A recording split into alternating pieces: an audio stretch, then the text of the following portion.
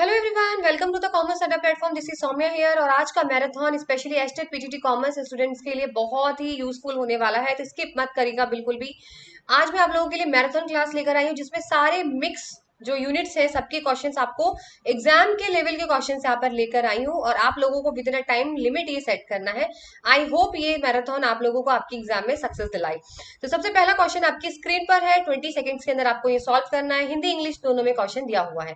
Without wasting any time चलिए solve करते हैं फर्स्ट क्वेश्चन। और अपनी स्कोर जरूर लिखिएगा जिससे आपको पता चल जाए आपकी प्रिपरेशन कितनी अच्छी है या खराब है। तो स्कोर लिखना जरूरी है। सो फर्स्ट क्वेश्चन है, revaluation account is a dash account. Your options are real, nominal, personal और liability and your 20 seconds starts now. 20 seconds काफी है, छोटा क्वेश्चन है। चलिए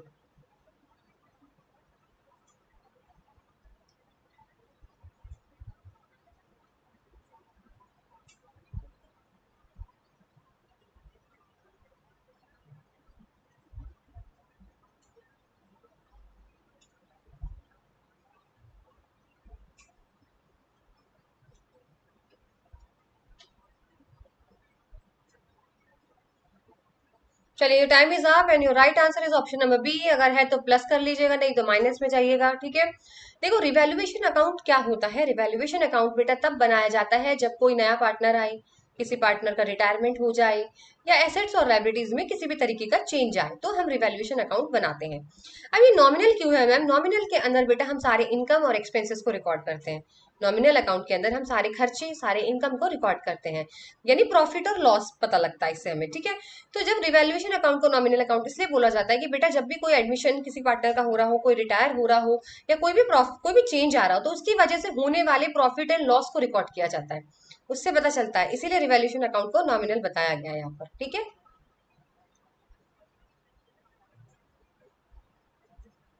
तो ये रिकॉर्ड करता है आपका प्रॉफिट एंड लॉस, रिकॉर्ड करता है जो भी चेंजेस हुए हैं उनकी वजह से कोई भी प्रॉफिट एंड लॉस होता है तो वो यहाँ पे रिकॉर्ड किया जाता है, इसलिए इसको नॉमिनल अकाउंट बोलते हैं।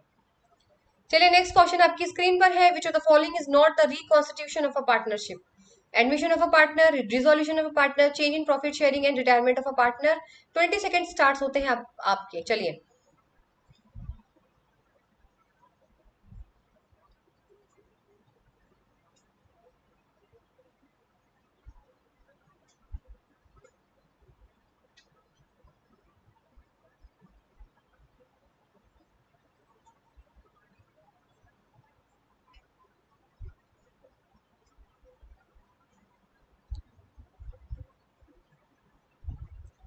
चलिए, time is up and your right answer is dissolution of a partnership.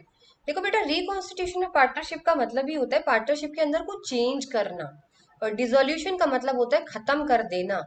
तो इसीलिए ये इसका पार्ट नहीं है। कोई एडमिशन होता है किसी पार्टनर का आता है तो उसमें कुछ चेंजेस होते हैं, बिल्कुल होते हैं ma'am. Profit sharing ratio change करते हो तो फिर चेंज हो रहा है। अगर कोई रिटायर हो रहा है तो चीजें चेंज हो जाएंगी उसके अंदर। तो ये सारी चीजें रिकॉन्स्टिट्यूशन के अंदर आती है, पर डिसोल्यूशन नहीं आता। डिसोल्यूशन का मतलब ही यही होता है खत्म कर देना। और हमने बात करी है यहाँ पर चेंजेस करना, जैसे घर को रेनोवेट कराते हैं ना, वो चीज है यहाँ पर। ठीक है, चेंज करना।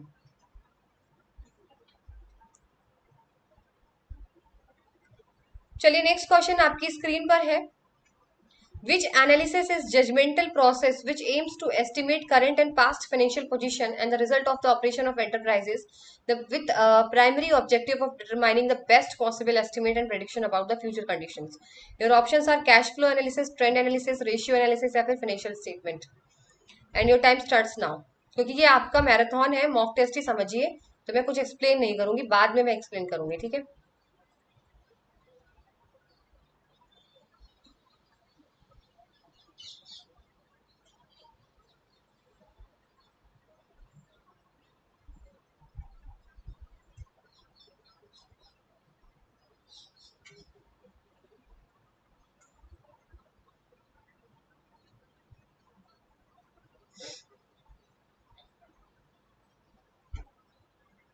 चलिए right answer is option number 4, financial statement. बेटा फाइनेंशियल स्टेटमेंट ही आपको बताता है आपका अभी का करंट का, आपकी पहली पोजीशन आपकी कंपनी की क्या थी। ठीक है, ताकि आप फ्यूचर के बारे में पता लगा सको। भाई फ्यूचर के बारे में कैसे पता लगा सकते हो? आप अपना पुराना चिट्ठा खोल के देखोगे, अभी का देखोगे, तभी तो आप आगे का बता सकते हो। तो वो फाइनेंशियल स्टेटमेंट के थ्रू होता है। ठीक है, option number D.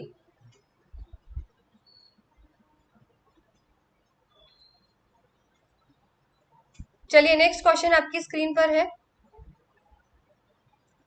Which of the following indicate limitation of financial analysis. Financial analysis का कौन सा यहाँ पर लिमिटेशन है, ठीक है। फर्स्ट है, they focus on the fact and relationship related to managerial performance, corporate efficiency. They does not consider price level changes. They indicate the ability of company to meet its obligation. They provide vital information to different stakeholders. Negative ढूंढ लो बस। चलिए time आपका start होता है अब, with in 20 seconds please solve this question. मैंने आपको hint दे दी है, नेगेटिव ढूंढ लो ऑप्शन में से, कौन सा आपको ऐसा देख के लग रहा है नेगेटिव है, वही आंसर हो जाएगा।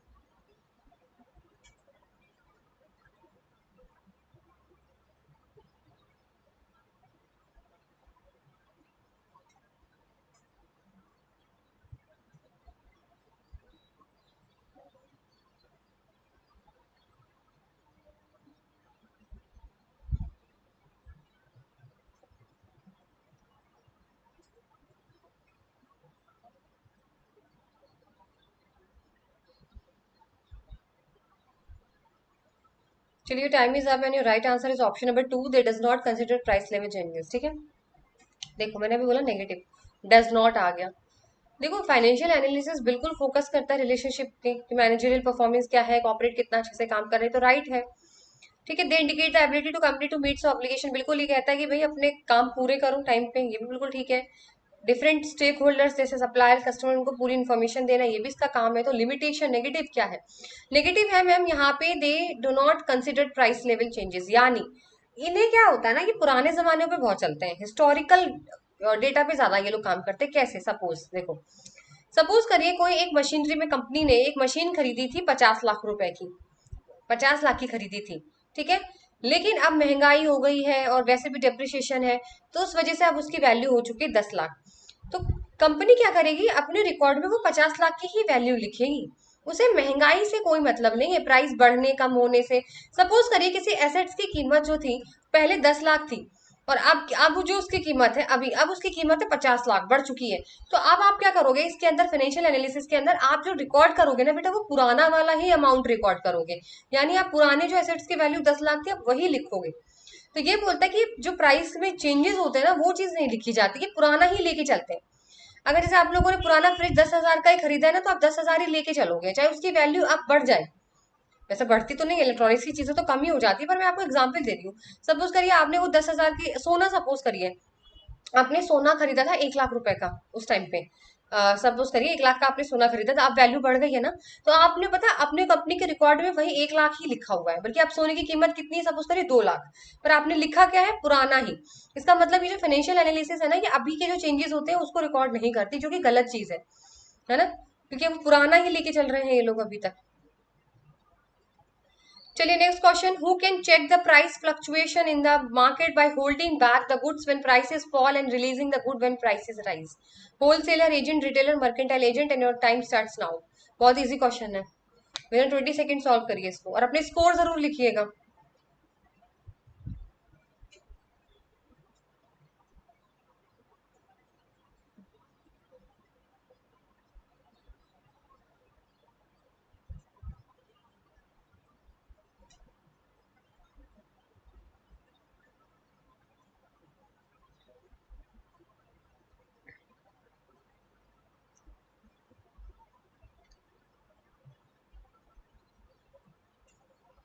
चलिए time is up and your right answer is option number 1, wholesaler. देखो होलसेलर ही वही होता है जो सामान को जब तक रखता है, अगर प्राइस गिर रहे हैं तो वो रख लेगा अपने पास, सामान नहीं बेचेगा। जैसे ही प्राइस बढ़ गए उससे तुरंत सामान बेच दिया, क्योंकि होलसेल वाले ना थोक में रखते हैं सामान। एजेंट, रिटेलर ये सब थोक में सामान नहीं रखते, ये सामान रखते हैं थोक में, वेयर हाउस से भर भर के। जैसे ही नहीं पता चला अरे आम के प्राइस बढ़ गए, इन्होंने तुरंत सामान बेच दिया। और जैसे नहीं पता चला गिर रहे हैं, तो वो रोक के रखेंगे सामान को, ठीक है। तो ये काम होता है होलसेलर का, चालाकी वाला, ठीक है। जब तक महंगा हुआ तो बेच दिया, सस्ता है तो अपने पास रखा हुआ है अभी तक होल्ड करके। चलिए नेक्स्ट क्वेश्चन है, software and management practices design to serve the customer from order through delivery and after sale service. Sorry, your options are ECRM, ERP, commerce, CDI. चलिए सॉल्व करिए, within 20 seconds and time starts now.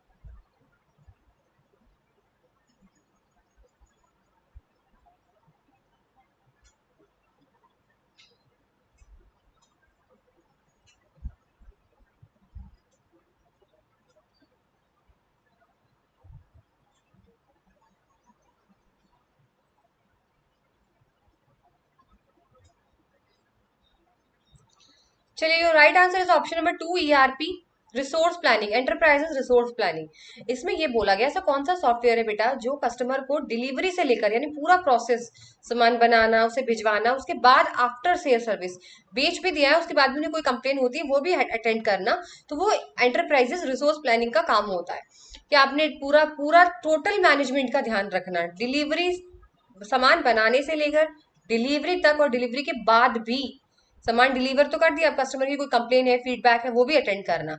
अगर मैं बात करूं ECRM, ये customer relationship management होता है। इसके अंदर अगर यहाँ पर बेटा डिलीवरी नहीं बोलते ना, अगर डिलीवरी वर्ड कर देते और सीधे बोलते आफ्टर सेल सर्विस की बात कर रहे हैं, तो आप ECRM पे क्लिक करते, राइट ऑप्शन वो रहता।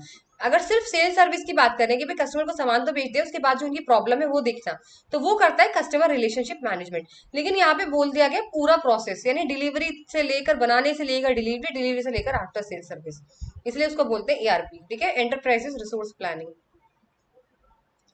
चलिए, नेक्स्ट क्वेश्चन है यहाँ पर, the goods were not loaded on the ship as they did not get the custom clearance due to the lack of one of the main documents. Identify the document which was required among the following. Here options are bill of clearance, custom bill, shipping bill, bill of exchange. चलिए, आपका time start होता है अब।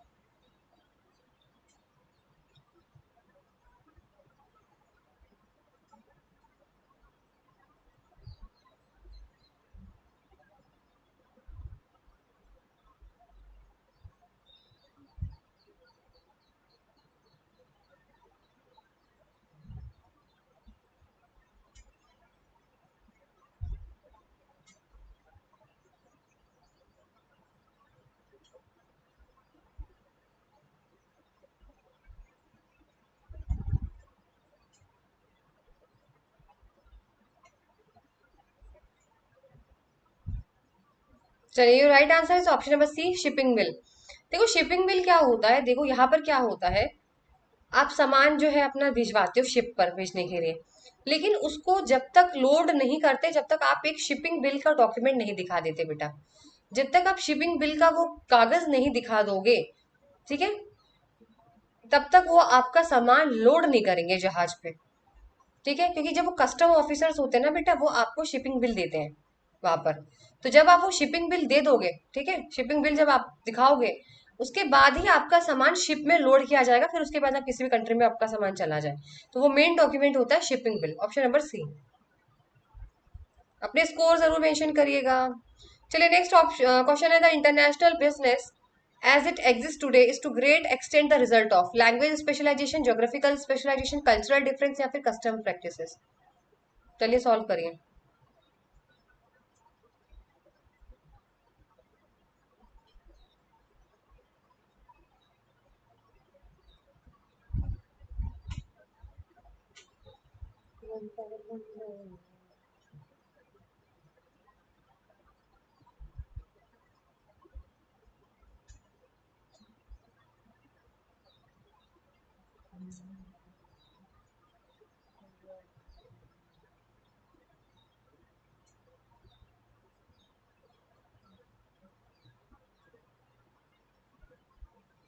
चलिए, right answer is option number 2 बेटा, B, geographical specialisation. यहाँ पर ये बोला है कि इंटरनेशनल बिजनेस जो है वो काफी हद तक किस चीज का रिजल्ट है, ज्योग्राफिकल स्पेशलाइजेशन का है ना। यही तो बोला जाता है कि आप जिस चीज में स्पेशलाइज हो आप वही चीज बनाइए। अगर हमारी इंडिया मसाले बहुत अच्छा बनाती है तो आप मसाले ही बनाइए और दूसरी कंट्री में एक्सपोर्ट करिए। चाइना खिलौने अच्छे बनाता है तो फोन अच्छे बनाता है तो आप फोन बनाइए और आप वो दूसरी कंट्री में बेचिए, तभी तो अंतर्राष्ट्रीय व्यापार मजबूत होता है बेटा।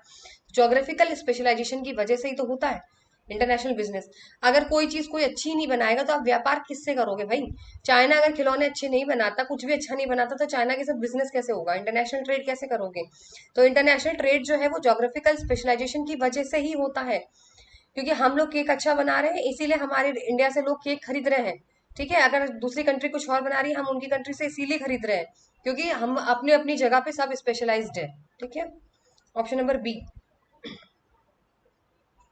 चलिए, नेक्स्ट क्वेश्चन बताइए, arrange the following phase in the process of financial planning in the proper order. आपको ये बताना है प्रॉपर ऑर्डर में, ठीक है, फाइनेंशियल प्लानिंग का। थोड़ा सा इसको मैं जूम जो है कम कर देती हूँ, उसका साइज मुझे ऐसा लग रहा है विजिबल ना हो, क्योंकि हाँ अब ठीक है, अब आपको दिखेगा तो आप बताइए इसमें से कौन सा सही है। फाइनेंशियल प्लानिंग करते हैं तो उसके प्रोसेस में स्टेप्स कौन कौन से हैं।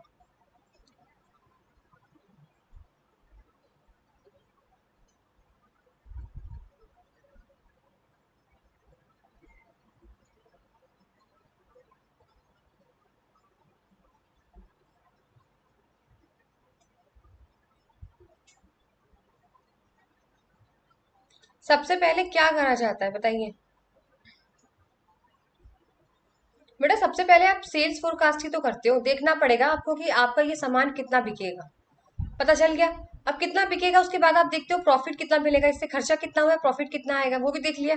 अब उसके बेसिस पे आप फाइनेंशियल स्टेटमेंट बनाते हो। ऑप्शन नंबर सी करेक्ट हो जाएगा। Preparation of sales forecast, estimation of expected profit और प्रिपरेशन ऑफ फाइनेंशियल स्टेटमेंट।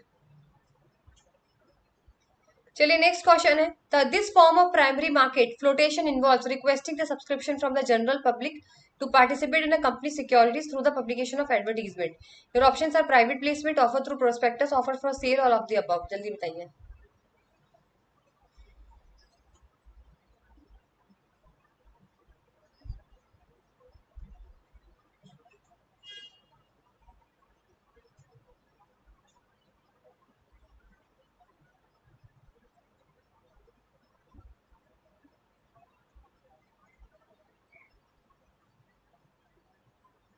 ऐसा कौन सा प्राइमरी मार्केट में जब आप अपने शेयर्स बेचते हो, जनरल पब्लिक को बेचते हो, अपनी सिक्योरिटीज बेचते हो, लेकिन आप एडवर्टीजमेंट छाप के बेचते हो बता के उन्हें, तो उसे बोलते हैं ऑफर थ्रू अ प्रोस्पेक्टस।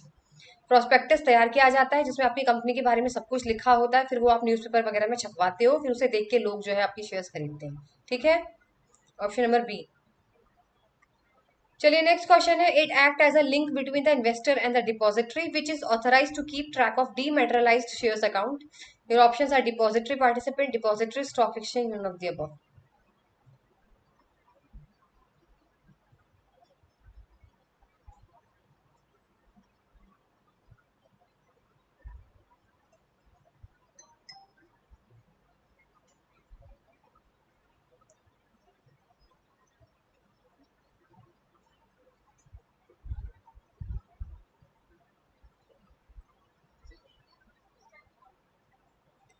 चलिए इसका राइट आंसर है depository participant, option number A. देखो डिपॉजिटरी पार्टिसिपेंट जो होते हैं ना, वो इन्वेस्टर और डिपॉजिटरी के बीच का काम करते हैं। इन्वेस्टर कौन? जो भाई शेयर मार्केट में पैसा लगाएगा, जो शेयर्सों में पैसा लगाता है, जो भी है, ठीक है। और आपका डिपॉजिटरी कौन होते हैं? जैसे एक बात बताइए, आपके और आपके बीच में अगर आपको मान लीजिए, आप सपोज करिए आपको पैसा जमा करना है, तो आपके डायरेक्ट आरबीआई के पास जाते हो? नहीं मैम, हम आरबीआई के पास नहीं जाते। आरबीआई ने जो छोटे छोटे बैंक्स बना रखे हैं हमारे लिए, एसबीआई, पीएनबी, हम उनमें जाते हैं। तो वही चीज है यहाँ पर। डिपॉजिटरी पार्टिसिपेंट आपका आरबीआई की तरह है सपोज करिए, तो आप डायरेक्ट इनके पास नहीं जा पाओगे। तो डिपॉजिटरी, सॉरी, डिपॉजिटरी जो होती है वो आपकी सपोज करो सबसे बड़ी बैंक है, एनएसडीएल, सीएसकेएल आपने पढ़ा होगा, नेशनल सिक्योरिटी डिपॉजिटरी लिमिटेड, ये करके ऐसे दो दो आपकी डिपॉजिटरीज होती हैं। तो इनके पास आप डायरेक्ट नहीं जा सकते बेटा, क्या हम पैसा लगाएंगे, नहीं। इन्होंने ना कुछ डिपॉजिटरी पार्टिसिपेंट्स बना रखे हैं, आप उनके पास जाओगे, फिर वो आपके लिए आपका अकाउंट खोल के देंगे, ऑनलाइन शेयर्स कैसे आपको पैसे लगाने हैं। तो ये इन्वेस्टर और डिपॉजिटरी के बीच का क्या होते हैं, दलाल होते हैं बीच में, समझ सपोज करिए। जैसे आरबीआई और आपके बीच में एसबीआई, पीएनबी, छोटे छोटे बैंक्स होते हैं ना, इन्हीं के थ्रू आप पैसा जमा करते हो, आरबीआई में तो नहीं जाते ना डायरेक्ट। तो ऐसे ही अगर आपको अपना कुछ भी शेयर्स अकाउंट लगाना है, पैसे लगाने हैं, ट्रैक करना है, कुछ भी आपको काम करना है, तो आप जो है वो सीधे डिपॉजिटरी पार्टिसिपेंट के पास जाते हो, फिर वो बीच बिचौलिया वाला काम करता है आपके और डिपॉजिटरी के बीच में। ठीक है, तो ऑप्शन नंबर ए।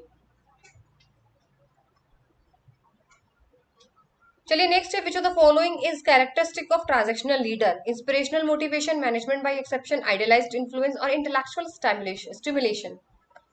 चलिए बताइए कौन सा कैरेक्टरिस्टिक है, बताना है आपको ट्रांजेक्शनल लीडर का।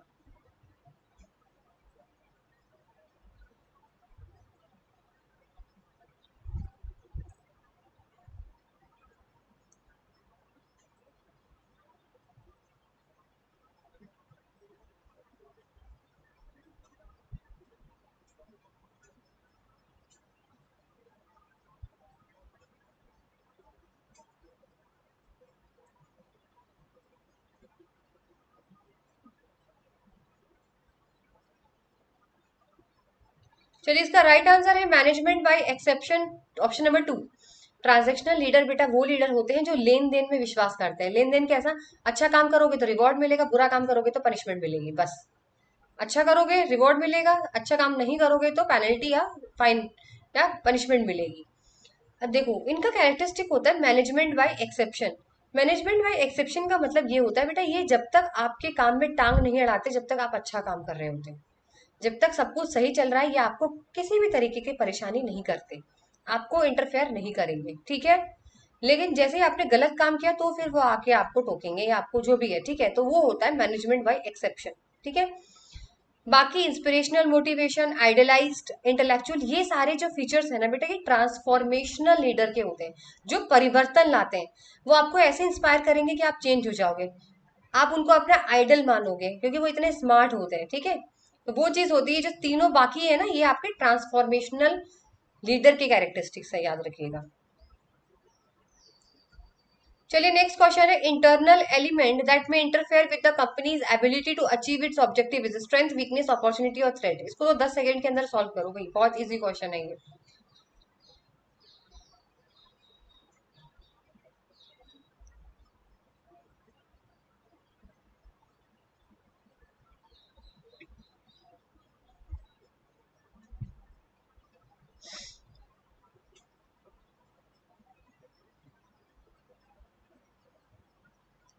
इसका राइट आंसर है बेटा आपका स्ट्रेंथ।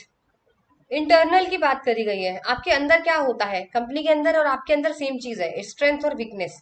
आपकी क्या ताकत है और आपकी क्या कमजोरी है, ये दोनों चीजें होती है इंटरनल। अपॉर्चुनिटी और थ्रेट ये होता है एक्सटर्नल, जो बाहर से आता है। अपॉर्चुनिटी बाहर से आती है, धमकियां बाहर से आती है, कंपटीशन बाहर से आता है, थ्रेट। तो इसमें बोला था अंदर का आपको बताना था इंटरनल, जिससे आप अपने ऑब्जेक्टिव को अचीव कर सको। तो वीकनेस, कमजोरी होगी तो कैसे अचीव करोगे, स्ट्रेंथ से ही तो अचीव कर सकते हो, इसलिए ऑप्शन नंबर 1 यहाँ पे करेक्ट हो जाएगा। चलिए नेक्स्ट क्वेश्चन है, the modern approach of financial management is fund collection, effective efficient utilisation of capital, more attention to the problem of corporate, more emphasis on the long term problem. जल्दी solve करिए इसे, चलिए।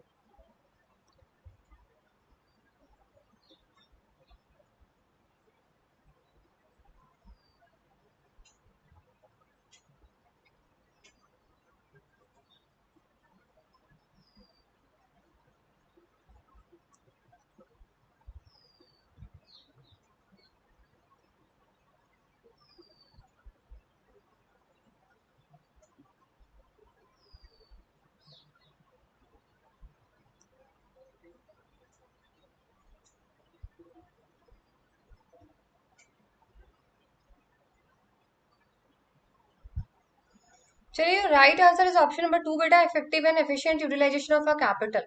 देखो जो पहला बोला गया ना, फंड कलेक्शन, पुराने जमाने में होता था ये। फाइनेंशियल मैनेजमेंट का काम ही ये होता था, बस जितना पैसा आ सके आ जाए, फंड कलेक्ट करो। लेकिन अभी जो मॉडर्न हो चुका है ना, उसमें ये बोलते हैं कि फंड्स तो आ गया है, पर इसको अच्छी तरीके से यूज कैसे करोगे, कहाँ कहाँ लगाना है पैसा, वो जरूरी है। तो इसीलिए आपका यहाँ पे सेकेंड ऑप्शन करेक्ट हो जाएगा। चलिए नेक्स्ट क्वेश्चन है, क्रिएटिंग द न्यू प्रोडक्ट और service for foreign market is known as product adaptation, adaption, straight product extension, product invention, communication adaption. बताइए। चलिए बताइए कौन सा ऐसा है जो बिल्कुल नया प्रोडक्ट बनाया जाता है फॉरेन मार्केट के लिए, एकदम नया, जीरो से स्टार्ट करना, सपोज करिए।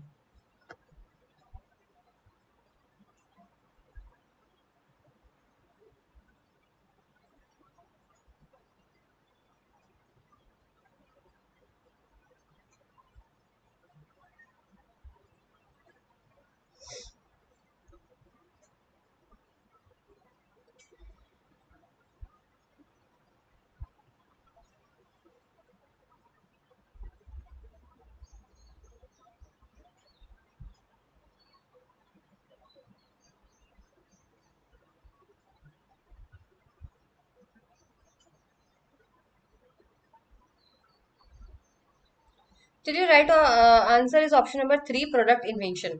इन्वेंशन का मतलब ये होता है कि नई कोई नया प्रोडक्ट बनाना, ठीक है। प्रोडक्ट एडप्शन का क्या मतलब होता है बेटा, प्रोडक्ट एडप्शन का मतलब ये होता है कि दूसरों के हिसाब से प्रोडक्ट में चेंज कर देना।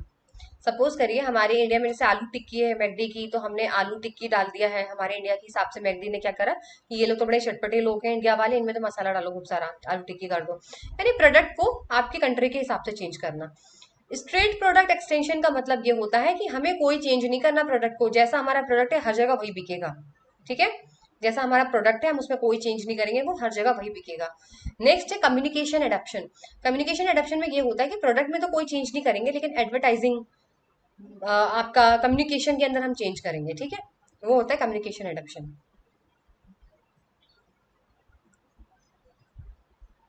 चलिए नेक्स्ट क्वेश्चन है, major characteristic of service which can not be stored for later sale और यूज।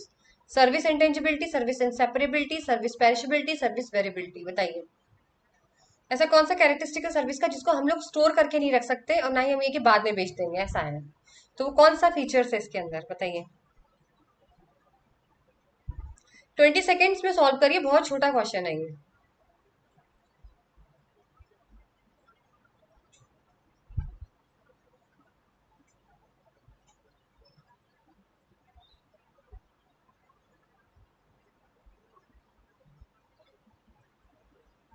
इन क्वेश्चनों में टाइम नहीं देना चाहिए। ऑप्शन नंबर थर्ड यहाँ पे करेक्ट हो जाएगा, सर्विस पेरिशेबिलिटी।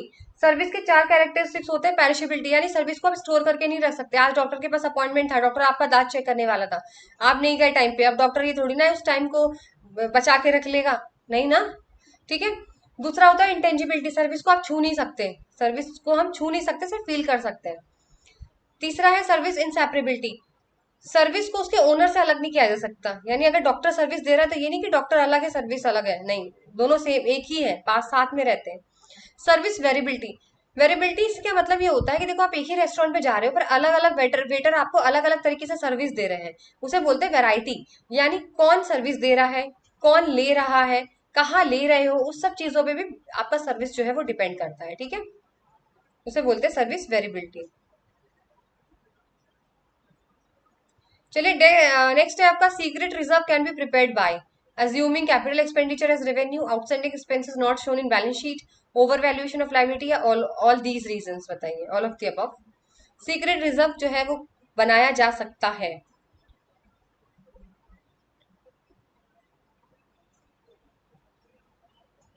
अपने स्कोर जरूर नोट डाउन करके लिखिएगा।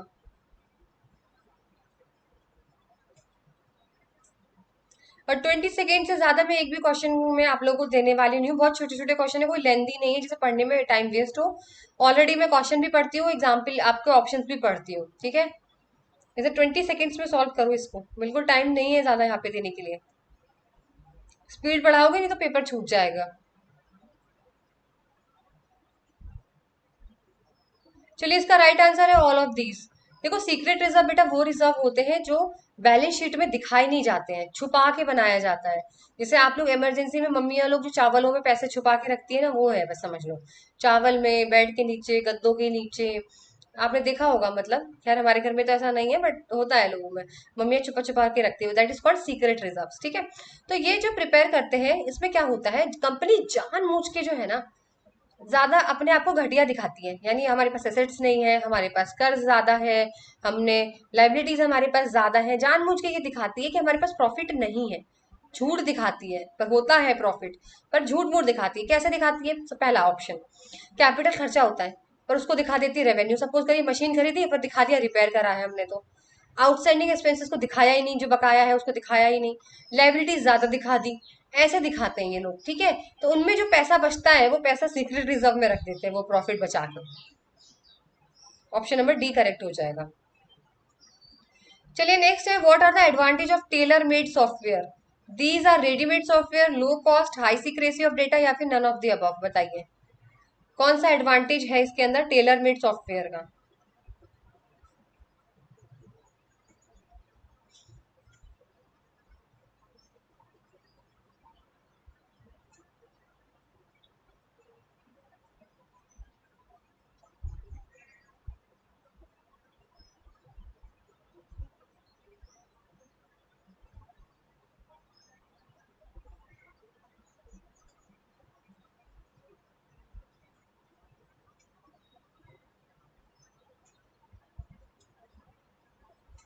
चलिए right answer is option number C, high secrecy of data. देखो बेटा, अभी आपको एक्सप्लेन कर देती हूँ टेलर और रेडीमेड सॉफ्टवेयर कौन से होते हैं। टेलर सॉफ्टवेयर टेलर की तरह होते हैं, जहां पे आप अपनी मर्जी से सॉफ्टवेयर बनवाते हो, मुझे ऐसा चाहिए, मुझे ऐसा चाहिए, मुझे वैसा चाहिए। जैसे कपड़ा सिलवाते हो, यहाँ बटन चाहिए, वहां नहीं चाहिए, वहां चाहिए। रेडीमेड सॉफ्टवेयर जैसे कपड़े रेडीमेड मिलते हैं, वो आपकी मर्जी से नहीं मिलते हैं, उन्होंने अपनी मर्जी से बना रखा है, आप खरीद लो। यही डिफरेंस है इनके अंदर, ऐसे ही सॉफ्टवेयर होते हैं। रेडीमेड जैसे आपके टैली, आपके माइक्रोसॉफ्ट जैसे बने बनाए ना, वैसे यूज करो। लेकिन टेलर मेड सॉफ्टवेयर कंपनी अपने हिसाब से बनाती है। अब जब आप अपने हिसाब से बनाओगे तो महंगा बनेगा, भाई आप डिजाइन डलवाओगे कपड़ों के अंदर तो महंगा नहीं बनेगा। साथ ही साथ सिक्रेसी ज्यादा होती है। देखो उसके अंदर जो भी सिक्योरिटीज होती है ना, वो सिर्फ आपको पता होगी, आपकी कंपनी के लिए बनाई गई है, किसी और को नहीं पता होगी। अब टैली है, माइक्रोसॉफ्ट है, ये जो रेडीमेड सॉफ्टवेयर है इनका सीक्रेट सबको पता है कि कैसे चलता है कैसे नहीं चलता सब कुछ। लेकिन जो आपके लिए स्पेसिफिकली बनवाया है तो उसमें सीक्रेट ज्यादा रहता है, वो लीक नहीं हो सकता क्योंकि वो सिर्फ आपके लिए है। इसलिए ऑप्शन नंबर सी यहाँ पे आपका करेक्ट हो जाएगा। ठीक है, चलिए नेक्स्ट क्वेश्चन है, the naphtha is a trilateral agreement between Canada, Mexico, US, Canada, Cuba, US, India, China, US, Indian, Mexico, Canada. बताइए, बहुत इजी है, 10 सेकंड के अंदर चाहिए मुझे इसका आंसर।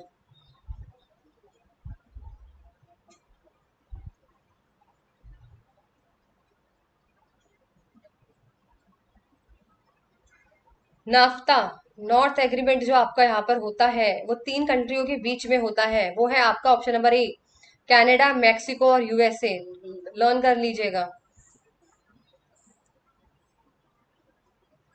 चलिए नेक्स्ट क्वेश्चन है, a desire to satisfy one interest regardless of impact on the other party to the conflict, collaborating, avoiding, competing या कॉम्प्रोमाइजिंग। ऐसा कौन सा है जो सिर्फ अपने बारे में सोचता है, दूसरों पे क्या फर्क पड़ता है उसको पड़ता है, उसको मतलब ही नहीं है, तो उसको क्या टर्म यहाँ पे दिया गया है? Collaborating, avoiding, competing, compromising. करिए सॉल्व।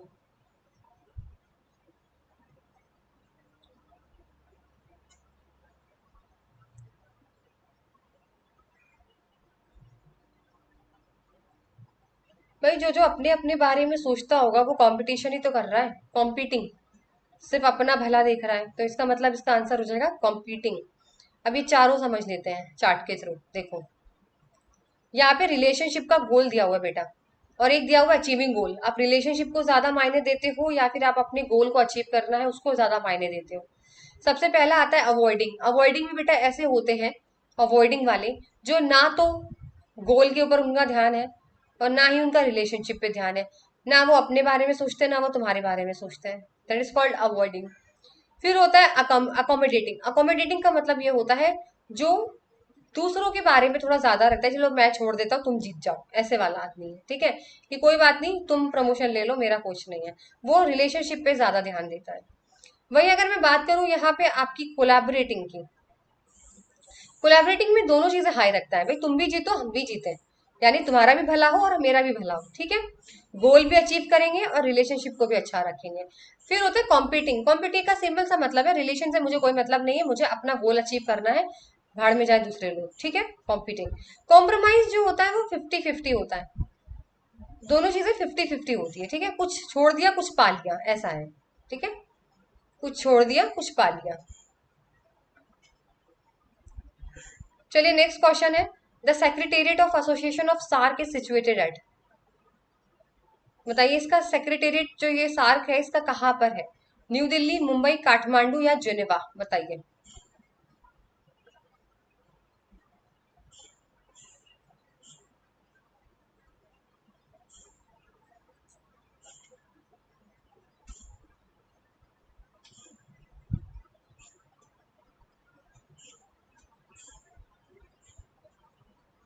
इसका राइट आंसर है बेटा काठमांडू, नेपाल। ये लर्न करने की चीज है, कोई समझाने की नहीं, इसको याद कर लीजिएगा।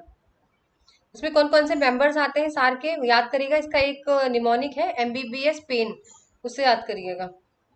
चलिए नेक्स्ट है, a principle of enlightened marketing that requires that a company seek real product and marketing improvements. Your options are customer value marketing, innovative marketing, sense of mission marketing या कंज्यूमर ओरिएंटेड मार्केटिंग।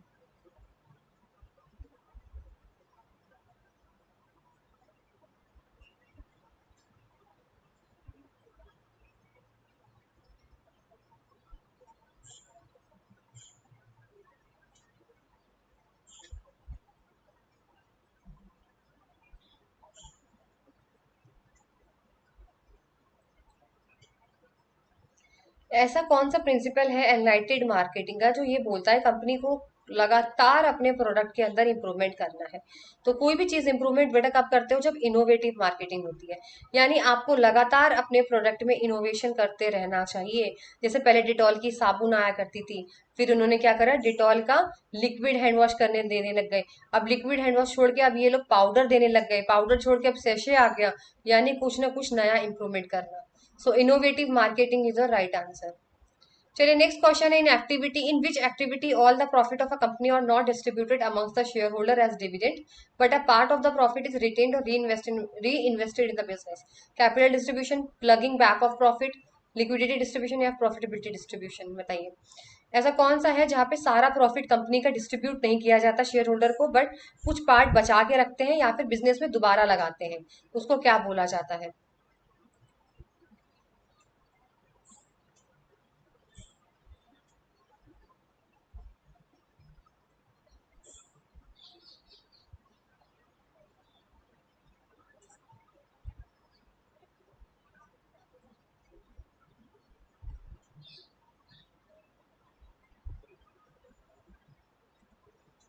तो जितने सारा profit होता है कुछ तो dividend दे देते हैं, सॉरी, शेयर होल्डर्स को, कुछ बचा के रखते हैं और कुछ क्या करते हैं, इन्वेस्ट कर देते हैं, दोबारा से अपने बिजनेस में नया कुछ खरीद लेते हैं, नया मार्केटिंग कुछ भी कर लेते हैं, नया प्लांट खरीद लेते हैं, तो उसे बोलते हैं ploughing back of profit. Option number B, ठीक है।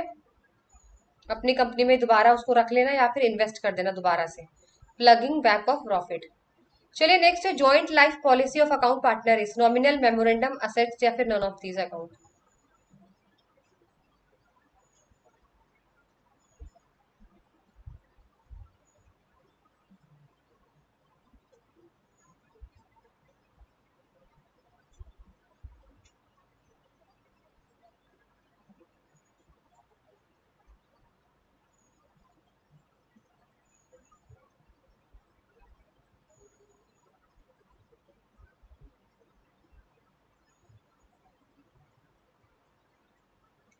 देखो यहाँ पे दो थोड़ा कंफ्यूजन है, मैं आप लोगों को क्लियर कर दूंगी यहाँ पे।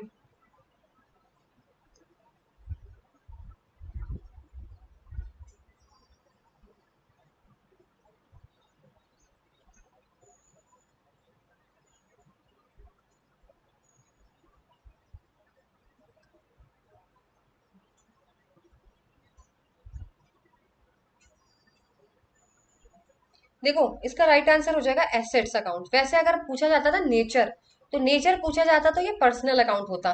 पर्सनल अकाउंट इसलिए होता है क्योंकि पार्टनर्स के नाम पर ली गई है, लेकिन यहाँ पे कुछ क्लियर नहीं है इसलिए ये एसेट अकाउंट के अंदर है। अगर नेचर पूछा जाता तो आपका पर्सनल अकाउंट होता।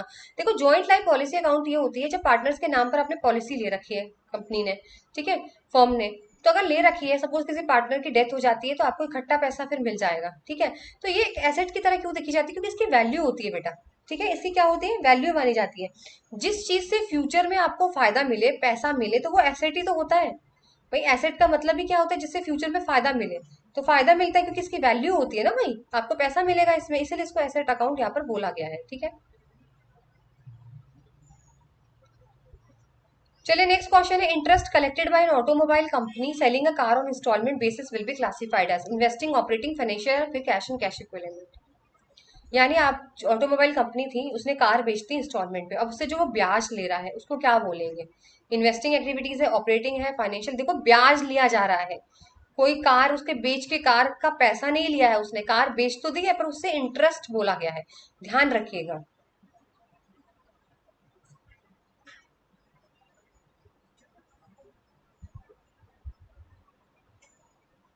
तो इसको क्या बोलेंगे? Operating activity. मैंने आपको बोला जो छोटा मोटा खर्चा होता है वो ऑपरेटिंग होता है, जैसे छोटी मोटी चीजों से खर्चा या रिसी या पेमेंट जो भी हो रहा हो, तो आपको ब्याज मिल रहा है। अगर सीधे बोल देते ना कार आपने बेच दी और पैसा आ गया, तो फिर इन्वेस्ट हो गया वो तो।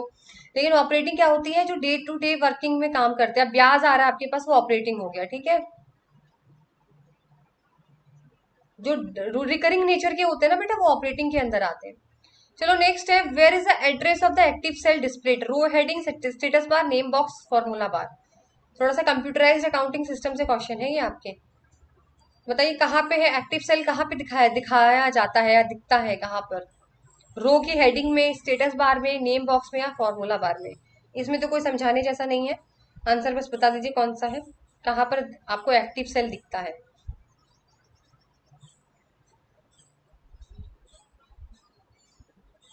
एक्टिव सेल हमेशा आपको नेम बॉक्स के पास दिखेगा, ठीक है, name box is your right answer.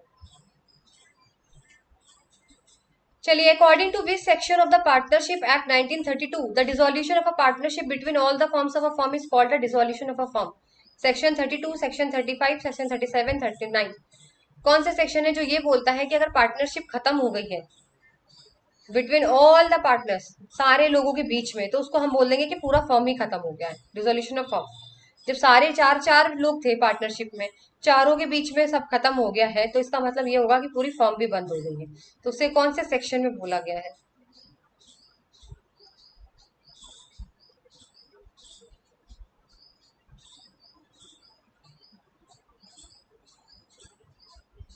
Section 39 आपका यहाँ पे राइट आंसर हो जाएगा, याद कर लीजिए इस सेक्शन को। चलिए नेक्स्ट क्वेश्चन है, dividend paid by a company to its share holder is classified as which type of activity under cash flow statement? Cash flow from operating, investing, financing या फिर extra ordinary activities? Dividend pay किया है तो dividend, shares, issue of shares, debentures, ये सिर्फ एक ही चीज के अंदर आता है, बताइए। ऑपरेटिंग के अंदर मैंने आपको बोला रिकरिंग नेचर के होते हैं, जो daily day to day operation होते हैं। इन्वेस्टमेंट जब आप इन्वेस्ट करते हो करंट एसेट्स में, ठीक है, ये चीजें होती बड़ी बड़ी चीजों में। तो इसका आंसर हो जाएगा आपका फाइनेंसिंग एक्टिविटीज, ठीक है। ऑप्शन नंबर थर्ड, फाइनेंस के अंदर ही आती है सारी चीजें। चलिए नेक्स्ट क्वेश्चन है, the common field use in relationship between tables are called? Joint field, main field, table field, key field. Tables के बीच का रिश्ता संबंध में उपयोग किए जाने वाले सामान्य फील्ड को क्या बोला जाता है?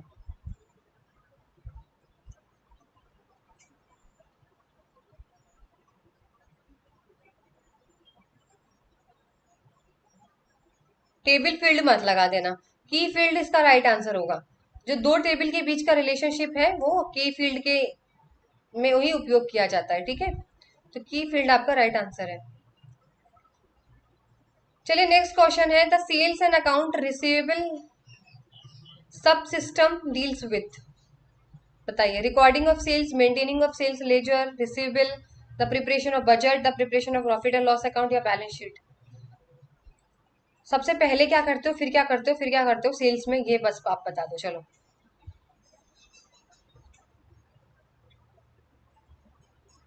सबसे पहले बजट बनाओगे आगे वाले फाइनेंशियल ईयर का, या फिर प्रॉफिट लॉस बनाओगे, या सेल्स रिकॉर्ड करोगे?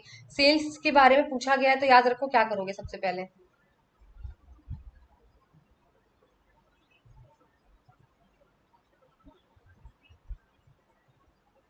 देखो भाई, सबसे पहले हम लोग सेल्स ही रिकॉर्ड करते हैं, उसके बाद लेजर बनाते हैं, उसके बाद रिसीवेबल्स आता है। ऑप्शन नंबर वन करेक्ट हो जाएगा।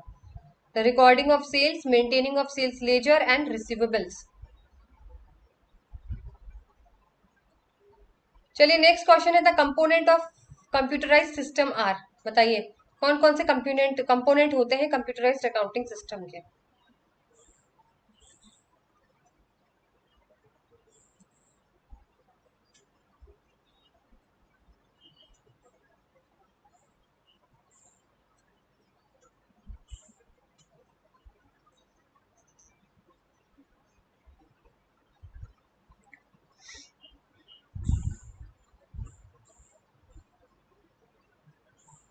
इसका जो राइट आंसर होगा वो आपका होगा data, people, processor, hardware, software. Option number two.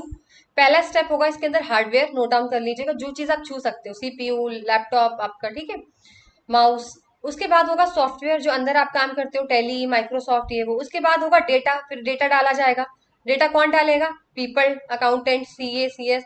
उसके बाद प्रोसीजर, रूल्स एंड रेगुलेशंस उसमें कौन से यूज होंगे। सो data, people, procedure, hardware and software जो है वो आपके कंप्यूटराइज्ड अकाउंटिंग के कंपोनेंट्स हैं।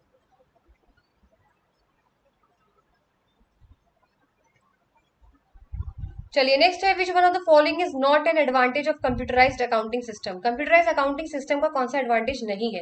High reliability, high speed, high cost, high security of data. भाई जो नेगेटिव है वो लगा दो। कंप्यूटराइज्ड अकाउंटिंग सिस्टम से हाई रिलायबिलिटी भी होगी, बिल्कुल होगी भाई, क्योंकि सब कुछ विश्वास है उसके अंदर, वो सब सही होगा, उसमें कोई फ्रॉड नहीं कर सकता। दूसरा हाई स्पीड, बिल्कुल कंप्यूटर में तो स्पीड से काम होता है। सिक्योरिटी रहती है डेटा की, बिल्कुल रहती है। हाई कॉस्ट जो है ना वो इसका नहीं होगा भाई, ये तो इसका एडवांटेज नहीं है, ये तो इसका लिमिटेशन है, ठीक है। इसमें एडवांटेज पूछा गया था कि कौन सा नहीं है एडवांटेज, तो महंगा होना इसकी कोई अच्छाई थोड़ी ना है, ये तो नुकसान है ना, लिमिटेशन है। चलिए नेक्स्ट है, व्हाट इज द शॉर्टकट की for receipt in tally? F4, F5, F6, F7?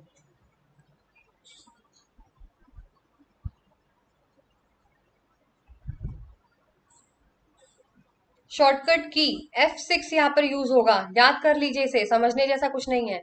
Receipt voucher receipt करने के लिए F6 का यूज किया जाता है।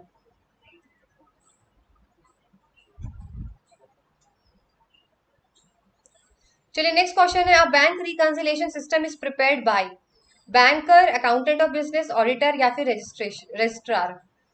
जो बैंक रिकंसिलिएशन सिस्टम बनाया जाता है ताकि आप अपना कैश बुक और बैंक कैश बुक और आपकी बैंक बुक को मैच कर सको, दोनों सही है कि नहीं सही है, तो वो प्रिपेयर कौन करता है? बैंक करेगा, बैंकर करेगा, ऑडिटर करेगा, रजिस्ट्रार करेगा या अकाउंटेंट ऑफ द बिजनेस करेगा?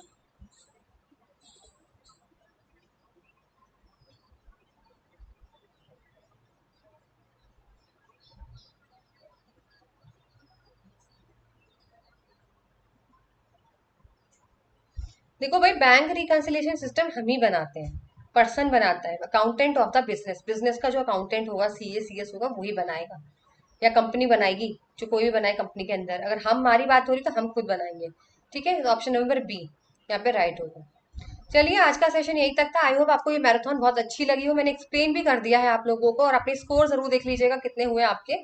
और तब तक आपसे मिलते हैं नेक्स्ट सेशन में। Till then goodbye, take care.